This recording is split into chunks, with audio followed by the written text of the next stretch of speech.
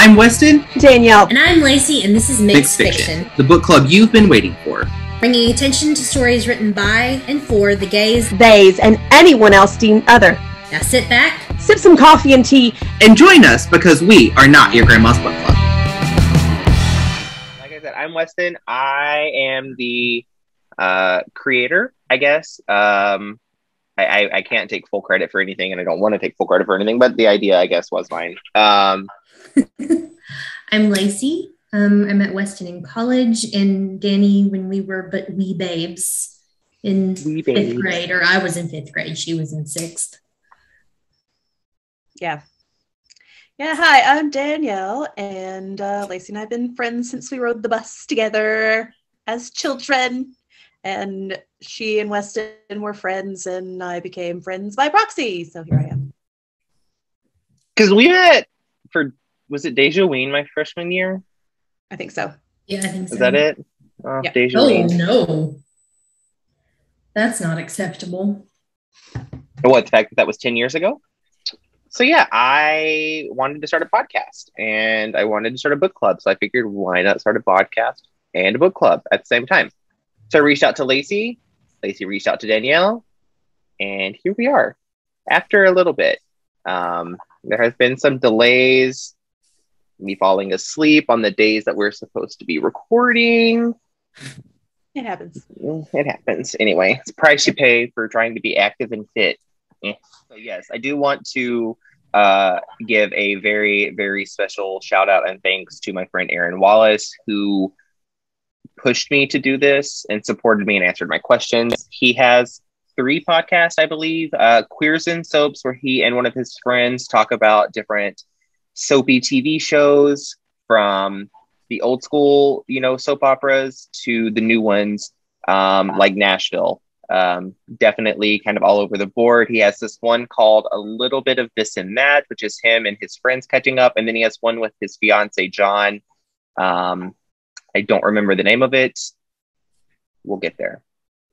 I fully expected you to say that it was about soap that you use to clean things with, and I don't know what that says about my personality. Queers and Soaps. Today we're going to be talking about Dawn. just a whole podcast of soap reviews. I would listen. I need somebody to give me a review of Dawn Power Wash, please and thank you, because I've heard amazing things about it on TikTok. It is amazing. Okay, yes. Let me go ahead and give you the review. It's fucking brilliant. Okay, anyway, so I guess when I was looking for a book club, I wanted something that was a little bit more non-mainstream. Not to say that we won't cover mainstream topics or books, but the authors themselves are not mainstream, as we said. So yeah, we want to talk about books that are by and for the gays, theys, and anybody else deemed an other. So most, if not all, of the books that we cover are going to be either written by, centering on, or some type of relation to either the Black, Indigenous, and other people of color communities, the LGBTQ plus communities, women authors. We will have some male authors. We're not going to exclude the white males from this. They just are not our priority. And yeah, so we kind of want to just bring, I don't want to say awareness. Attention to the stories and the authors that aren't necessarily the most mainstream and popular, and getting all of the attention that traditionally published authors are going to get. So the general format we're hoping to follow for you guys is to, first of all, highlight any trigger warnings that may or may not have come up in the course of the story. So you can, not listen if you need to, or just skip over parts. And when we're talking about the parts that we consider trigger warnings, we will kind of give the good knowledge and heads up before we go into those, just to be safe and considerate of everybody's experiences in life. And then kind of just talk about what we thought about the book, interesting points, discussion. We also try to make a playlist on Spotify to go through each of the books. And yeah. And we'll see what we're reading next because we haven't figured that out yet. You guys get to learn when we do. With that being said, our first book is, Lacey? Pomegranate. What's your idea? It is by Nicole Scarano. All legends are born out of truth. Yet there is one that's true story has been but forgotten. Legend tells us that Zeus, Poseidon, and Hades were brothers who overthrew the first gods, taking the world for themselves.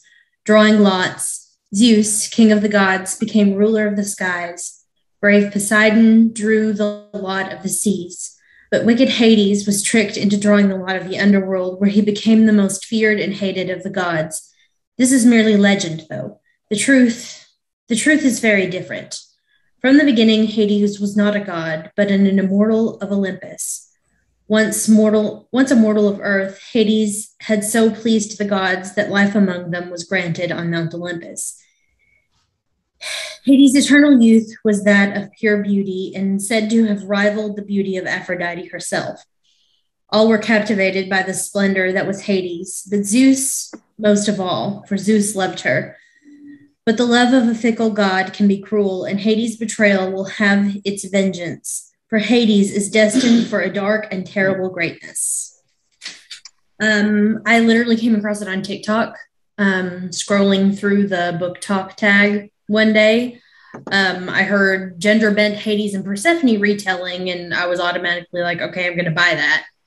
And we wound up doing it for our first book club podcast, so I'm pretty excited about it. I mean, to be fair, gender bent Hades sold me fairly quickly as well, and I just recommended it to one of my gym buddies yesterday, and it also sold her fairly quickly. Yeah. So, I mean, who wouldn't want to read that? Honestly. Although I will say, going into this, if I had not known it was gender bent, it would have been even better. And the plot twist at the end definitely did not see that coming at all. But anyway, so what do we think about the book? Well, first of all, were there any... I didn't come up with any trigger warnings necessarily, but I am one that is known for not really reading deeply into things, so I just kind of read it as a surface level and go on about my business. So did you guys come up with any possible trigger warnings, triggering scenes? No, not really. Well, I mean, it is a pretty violent book at times. Yeah. If you expect it. That's fair. So just, I mean, going in, just should know that, I mean, it's about gods. Sometimes they get mad and they fight. So that's true. But there are no sexual scenes that are violent. There's also not really any explicit sexual scenes, which honestly I found to be kind of a bummer. It's kind of fade to black. Unfortunately, yeah, we love those. there is some like emotional abuse with some of the relationships. Yeah, and some manipulation and such like that. With that being said, anytime you have a Zeus story, I feel like you kind of have to expect some type of emotional manipulation. Yeah, that's very not true. To say that you can't still come across it unexpectedly and be triggered by it, but it's Zeus. All bets are off in my head. Right. you never know what's going on with this man. So do we want to go around and give our ratings that we gave, our star ratings? The mixed fiction rating scale, there are 5 stars, but 6 levels. 0 stars being we did not finish the book. 1 star being a slow book that is not a valuable use of our time. 2 stars, average, some problematic things, but overall it was a good read. 3 stars being it's entertaining, but yeah, probably wouldn't read that again. 4 stars, I enjoyed it, I felt something and would probably recommend that book to somebody. And then 5 stars, it ruined me and my life, and I'm definitely recommending this book to anybody that will listen to me. So what did we give it? I gave it 4.5. I gave it that because I didn't feel like it was like life-changingly good. but I definitely enjoyed it, and it definitely made me think about things, particularly about death and grief. So I gave it that extra 0.5 stars. I do want to hear more about that because I didn't really think about death and grief all that much. But like I said, I don't really read for deep thought, which is not good. And I'm getting better about that with this adventure. But anyway, what about you, Danielle? I gave it 4.5. It was really good, and it held me from the beginning on through. I mean, I had a bit of time getting back to it sometimes, but it wasn't because the book was bad. It was personal things. That's really, because of your personality. Yeah, I did that. Anyway, yeah, it held me all the way through. I didn't when I was done with it, I didn't have to sit there with it for a while, like some books. That's why I didn't give it all the way to the 5, but I gave it a 4.5 because it grabbed me and it just kept on going, and I liked it a lot. I feel that. I'm somewhere, I think I'm also probably a 4.5. Like, there was definitely some points where I sat and thought about little things here and there that we'll talk about more as we go. But yeah, like Lacey said, it wasn't like this whole life-changing experience, but I definitely, the ending and the twist at the end definitely was fantastic and worthy. Also, we'll do our best to keep these reviews spoiler-free. But if we are spoilers, we will. My bad. I thought we were just going to leave a spoiler warning at the beginning and say, screw it. Just talk about the whole damn thing, but okay. We will definitely warn you if there are spoilers. Yeah. I will say I have been recommending this to a lot of people that will listen to me, so that's maybe a little bit higher on the 4.5, just because I have been you should read this book. It's really fucking good. Read it. I also really want to read the sequel, which is called Pitchfork. I almost said Punishment. But yeah, Pitchfork. Definitely interested to continue reading. But anyway, initial thoughts on the book.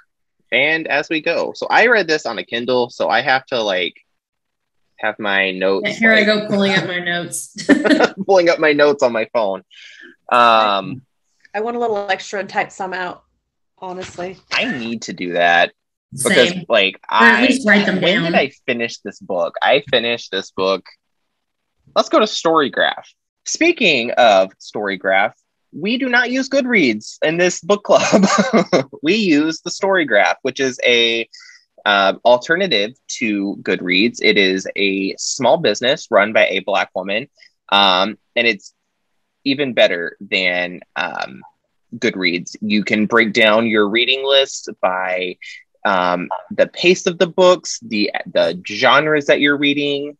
There's a way to indicate that you didn't finish the book, which you don't get, and you can give 1/2 and 3/4 star ratings. Here's a good thing. It says that it's a fiction, it's fantasy, it's adventurous, reflective, and fast-paced, which is much better than anything I've ever gotten from Goodreads. And it also breaks it down by community reviews. So 87% of reviews said it was dark, 25% of people considered it sad, and 25% of people considered it a slow pace, which at times it could be a little slow, but definitely I think about halfway through it definitely ticked up and did not slow down. The average rating on the StoryGraph is a 3.76, so we rated it higher. It was given more than half people considered there to be strong character development with lovable characters and a diverse cast of characters, and we actually acknowledged flaws of the characters as a main focus. So it wasn't just something that we talked about the flaws and didn't really, discuss them anymore. I finished this book a month ago, so that's what I got on here to look up. Anyway, so yeah, thestorygraph.com. Definitely check it out. And leave Goodreads behind because we're not sponsored, Amazon. But we could be. I will be sponsored if send me that PR package. I will. Yes, but I'm not above giving free promo. Promote the shit out of StoryGraph. Definitely. I like the fact that it is something I found on TikTok, but more so because it's run by a person and not a corporation, and that person is a Black woman and not Jeffrey Bezos. I'm not 100% sure that Jeffrey Bezos is a person, and I stand by that. I think he might be an android. know. I went into this book thinking, okay, this is a gender bent Hades. So they're going to be, because I did not read the back, like the description of the book. So the whole, she was a immortal turned immortal. Did not know that. I fully thought it was just a sister of, of Zeus. Right. Yeah, that's kind of what I went in thinking. It definitely did not see that. Basically, the book starts out with her immortal life on Mount Olympus, and her and Zeus are together. But then Zeus marries Hera, and things go downhill from there. Which, that whole dynamic between the three, I think, really opened my eyes as to why Hera is always painted as a jealous bitch. I mean, Zeus's inability to keep his dick in his pants aside, I think this is a good villain origin story for Hera. I mean, honestly, I sympathize with Hera more now, having read this book, than I did before. And I feel a little bad about not having sympathized with her before. I mean... Well, no other story that I've ever read has gone into why Hera is the way she is, except for Zeus's inability to, you know, be a decent human being. Not that he's a human being. Zeus's tiny dick energy. Yeah. Which, I mean, should be enough to sympathize with Hera, but it never is. And that is on internalized misogyny. Mm-hmm. Yep. Ding, ding. I also found it interesting, and this is not like necessarily a critique of Nicole's choice in writing her Grecian. Is Grecian even a word? Yes. Greek. Okay. Anyway, this is not a critique of Nicole's writing of her Greek gods as seemingly white, but this is yet another depiction of Zeus as being a lean and long with dark blonde hair. Oh, sorry, this was Poseidon. JK. Anyway, Poseidon was lean and long with dark blonde hair to contrast Zeus's straw gold. But unlike Zeus's clean-shaven face, Poseidon grew light, scruff, and a chiseled jaw. So we have a very, I don't want to say white-centered cast of gods. Well, I mean, Greek people aren't white. No, by any means. But I don't necessarily associate Greek and blonde. That could just be wrong in my head. I don't know. I've never pictured Zeus with blonde hair. I've always pictured him with old people, like older. I should go back and look how I described him in my book. I don't remember. Probably about the same, let's be honest. I think also have like an olive toned skin. Mm-hmm. And you could certainly have blonde hair and an olive toned skin. Anyway, so is Athena not Zeus's daughter in this book? Because I marked it. There was something that Athena said or did or something, and I was like, why is she not? Like, is she not his daughter in this version? Honestly, I was a little fuzzy on the relationship between a lot of the minor gods and the big three. Mm-hmm. You better take that back. Athena's going to strike your ass down. You called her a minor god. Sorry. How dare. Okay. How dare. Okay, Uncle Rick refers to her as a minor god, so. Who did? Wait, what? Who does? Rick Riordan. Oh. Well, probably is the modern, like, determining factor of who is, at least for our generation. It's like, stamp of approval. She has Rick's determination factors. Fun fact, Hestia is older than Zeus. Interesting. Mm-hmm. The more you know. Yeah, she was the firstborn and the first that Kronos swallowed, which doesn't sound like fun. Nope. I have absolutely no idea how I got the idea that Athena is not Zeus's daughter in this. I don't know. Sometimes I need to highlight things and actually like clarify what I mean, as opposed to just highlighting and moving on, because clearly I don't know what I'm talking about these things. Yes, we need to annotate, honestly. I do. I am still traumatized from high school being forced to annotate, and I have a moral opposition to it. That being said, I need to do it more if I'm going to continue this. Anyway. Also, so there was a scene right in the beginning where there is, and this is a spoiler, so there is a big council of the gods meeting about who is to be the queen of Olympus. And at one point, it says that Zeus's powerful voice was lost in the sea of godly rage, and so he slumped on his throne in numb silence. And this is the first of many instances throughout this book where Zeus is not portrayed as the like big, strong king of the gods that most people associate with Zeus. Like you see him as a multidimensional person and not just mostly a Zeus fuck around and find out. Say that again? I said mostly a petulant teenager. I mean, to be fair though, if you were the only surviving member of your family that did not get eaten by your father, I would probably be a petulant teenager as well.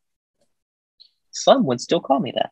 So, as Lacey mentioned, she was a mortal turned immortal at the grace of the gods for her role in a demigod revolution, which is touched on in the beginning. We learn more about it toward the end, but I would love an origin. Like, I want a book about how that demigod revolution like played out.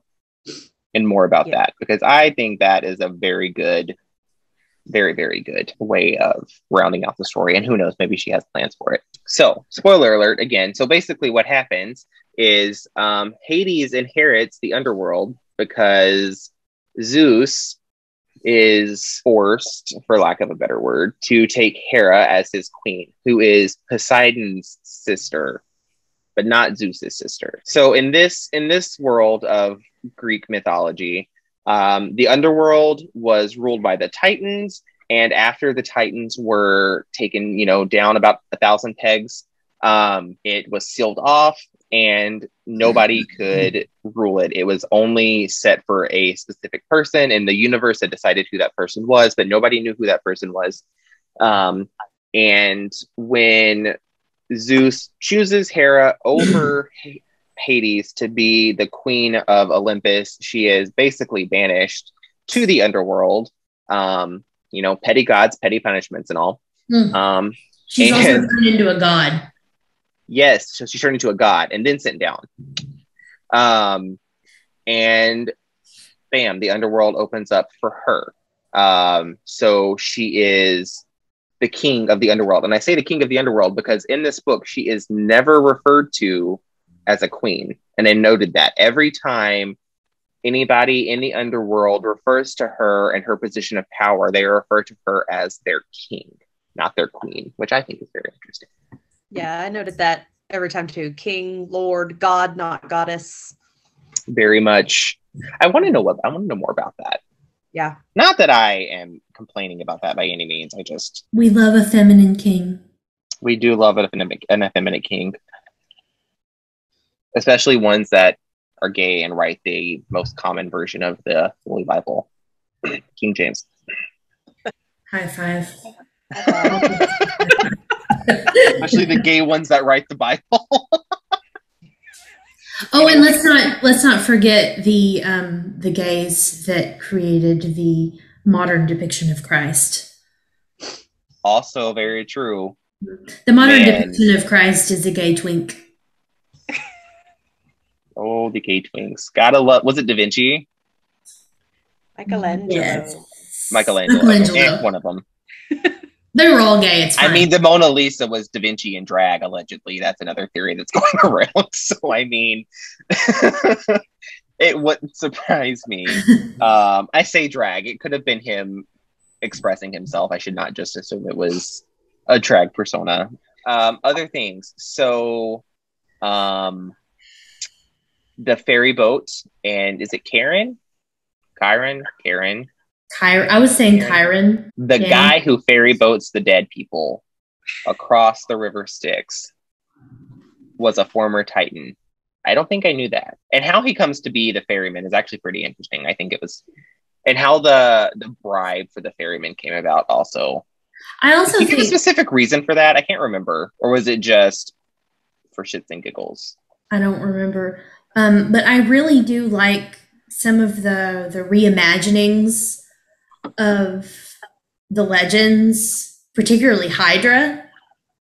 Yes, very much so. Hydra being a person and not just the Hercules. Monster. Yeah. Also, so pomegranates in this world are a fruit of the underworld. Like, they aren't even on Earth, which might have always been the case. I just never associated with them specifically being a fruit of the underworld and not accessible to mortals, because there's a scene where Hades is talking to Homeboy, whose name I cannot remember. It's the love of her life, basically. And she says something about a pomegranate, and he has no idea what the hell she's talking about. I don't know. But aren't the pomegranate seeds used as like a transportation mechanism for him, if I remember correctly? Yes. Yeah, she said that. So in these, it's not like you eat them and you're damned to the underworld. Oh, and so this is where I thought it was, one part that I was surprised about, and spoiler alert again. So when Lacey approached us about this book and said that it was a gender bent Hades and Persephone, I assumed that Persephone was going to be a man and not Hades' alter ego. I was surprised by that, which also begs the question, so does Persephone as a minor goddess not exist in this world? And if so, why is winter a thing? Because that's the whole basis for winter. I don't know. Is Hades being pegged by Persephone? I should not say that on camera. This is a family show, guys. Come on. Hey, this is not your grandma's podcast. I'm gonna leave it in. So I fully anticipated this to be like a love story between a male version of Persephone and a female version of Hades, and not Hades and Persephone being the same person, which was a nice twist, I think. Again, there were no bad twists in this book. There was not anything that I was not pleased with. I also like that Alcaeus was immortal when they met, instead of him being another god. All right. I find it interesting that the thing of fate is like all through the whole book, and you don't think about it until they get to the points like she was supposed to open the gate the whole time, and then there's that pitchfork. Spoiler alert. The pitchfork is there on the farm. It's been there the whole time. It was her weapon, and she was supposed to have it. So she was supposed to be with Alcaeus this whole time. Like, the pitchfork was not a Titan weapon. It's older than the Titans. Yeah. So that's another thing that I forgot I was going to bring up. So in this story, the weapons that gods have are not just something they come across. It is something that Hephaestus makes them because the weapon is calling to them specifically. And when she goes and visits Hephaestus for the first time, Hephaestus, however you want to say his name, the first couple of times, there's no weapon. He says, there's literally nothing I can give you. Nothing is calling, nothing is going to work. And if I give you just some random weapon like you're asking for, it's going to be absolutely useless. Because the pitchfork was waiting on her. It was there the whole time. When you were talking about the scene or when you're reading in the back and you said that Hades and her beauty rivaled that of Aphrodite, in my head I was like, you should really keep that to yourself. And that's actually something I noted in the book. There's a point it strictly says he was certain Aphrodite herself held in comparison to Persephone, and I said you should probably keep that to yourself. Historically, that has not gone well for people to understand it. You probably shouldn't speak those words. And there was another scene where it was kind of like a fade to black scene, and his calloused palm slipped to cover hers, and I literally just highlighted it and said finally, because it was so like touch and go there for a little bit. And it was like, will they, won't they? They did. Literally the only note that I made on my Kindle, because making notes on a Kindle is difficult and I am lazy, was around page 58. I noted, I love that the first thing she does when she gets to the underworld is rescue Astray. Talking about Kybros. I'm gonna take you, and I'm gonna take you, and I'm gonna take you. That's basically what she did, though. Her whole like time in the underworld was her like finding these monsters and saying, you know what, I like you. You're coming home with me. Let's go. Because she got Kerberos, she got Hydra, she got who else did she? The Furies, or with the Valkyries? Furies. Valkyries are Norse, right? She's like a white woman that rescues pit bulls. Yes. Yes. Very much so. Except these are actually violent. Like, which is kind of funny because the author has a pit bull rescue. So, but she's not a white woman. At least I don't think she's a white woman. I don't think so either. Nicole, let us know. Please, I will tag you in this because I do follow you on TikTok and Instagram, and I talked to you 2 days ago about a different book. So please, we have questions. Also, the person who did the big bad nasty at the end and gave the touch of the gods called it. I called it about who it was going to be. I won't say, but I called that one. I was very nervous that whole time. I was too. I was like, "What are you got? Don't do anything now!" And then it happened. It was very like emotional, like a very. Nicole is very good at building tension and like making me feel tightness and wondering what's going to happen, which I feel like isn't something that a lot of authors that I read do. But this is also like, I am finally breaking out of young adult fiction and into actual like adult literature, and not of the sexual variety. So I feel like the ability to build tension is something that is lacking in young adults literature. Sometimes. As an adult, I feel like the tension just isn't there, or maybe it's because I'm rereading books and I already know what's going to happen, so there is no more tension. We should probably talk about how we add books to our list. We add books to our list really kind of arbitrarily. Like, there's no like, oh, we're not going to add that. It's, hey, this book looks good. Do you think we should add it? And throw it on the list. But usually the books, I think, at least the books that I have added, have been ones that I see in person and I'm like, hey, that sounds pretty interesting, or ones I come across on TikTok. But I think I can say that for all of the books that we've added, I am not familiar. I have not seen anything listed on TikTok about them. Like, they are all fairly unknown, I think, to me at least. I can't say to everybody, but there are some ones that I'm very excited to read going forward. Anyway, I think everybody should read this book because there's a big plot twist at the end that I really don't want to reveal. You should read this book. And I really want to read the second one, but my TBR is massive right now and I keep buying. I bought this the other day because I bought this the other day because I've heard like it's really good. It's another vampire book looking like Twilight, which is also right behind me. Just like these I've never read. I just piled them up because they were in random piles around my house. The ones that I've read on this bookshelf are very slim and few and far between.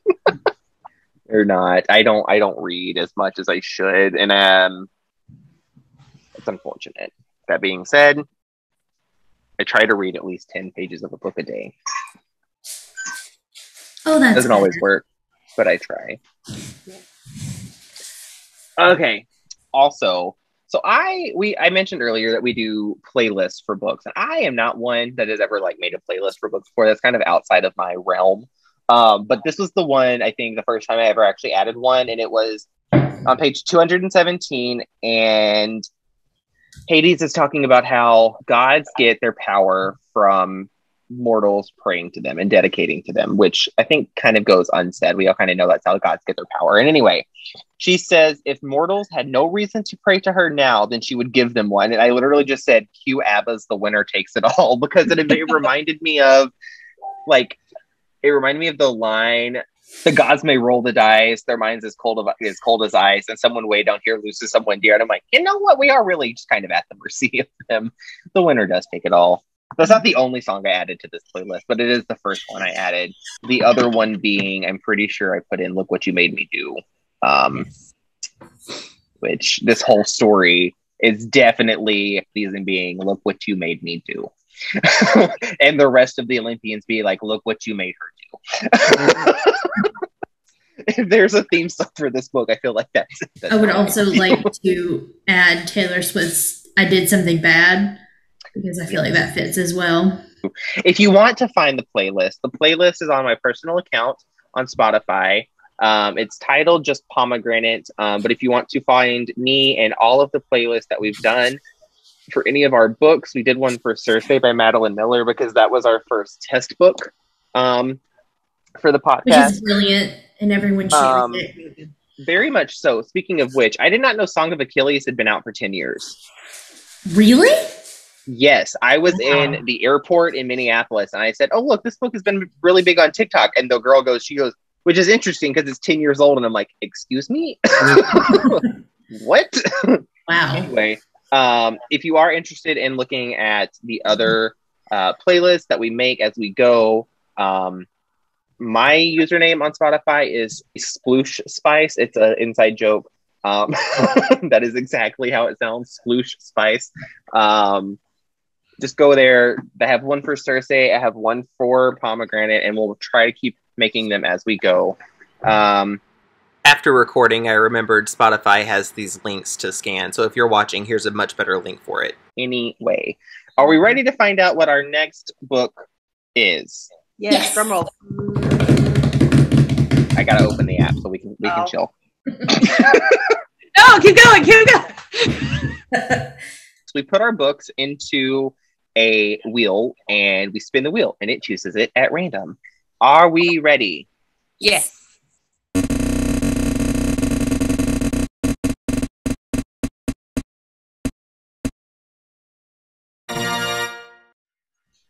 Which one of you put Sex and Vanity on this list? Oh, that was me. It's Kevin Kwan. He wrote the else. Crazy Rich Asians trilogy. Oh, So I need to read that too. I need to see that movie. So Sex and Vanity is going to be episode 2 of Mixed Fiction. So yeah, that is what we're covering next. And hopefully you guys will join us. I know this episode has been rough and there's going to probably be a lot of tangents that I have to cut out. But it's our first episode and we'll learn as we go. So Yes. That's how we work here.